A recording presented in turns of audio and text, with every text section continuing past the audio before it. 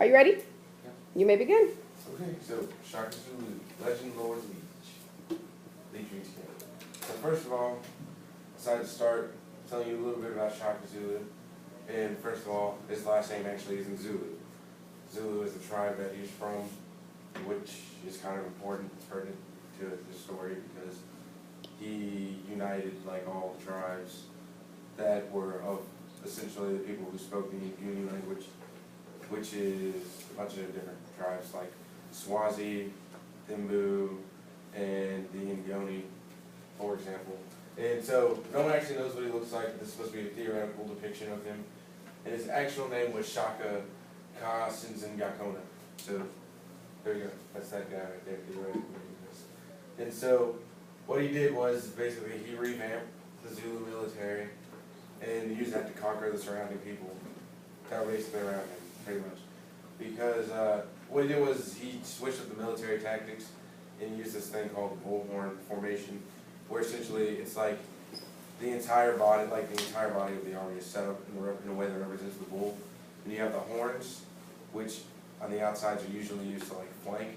Then you have the chest of the bull, which is used like as the main attacking force. And so, yeah, that's kind of what that is basically. And so that tactic wasn't typically used. And he also started using different weapons as well.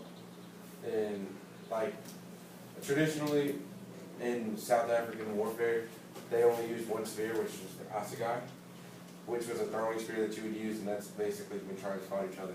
They would throw that spear, and then they would just use it as a missile. And so what Shaka Zulu decided to do was originally to not only use the assegai, but to also use a short spear called the Ikwa, which is that one there, and it's used as like a melee weapon basically. It's for close quarters, and you use it to stab. And so essentially what happens is whereas all of his enemies would only have this, and they would throw that initially, he would also throw this and then charge in with this here. So it basically left them undefended, pretty much to basically have to fight with nothing but their shields. And also, he also changed the types of shields that they used, and he made them heavier, and he also taught a technique to all of his soldiers, basically, where they essentially hooked the enemy shield out of the way. He used that to kill there. So he, I guess I'm going to use the word revamp again. He basically revamped, he modified the efficiency of his army. He also increased the mobility. They did organized marches. Some say up to 50 miles, but it's probably not realistic. And so, but they would do military marches for probably about 8 miles a day.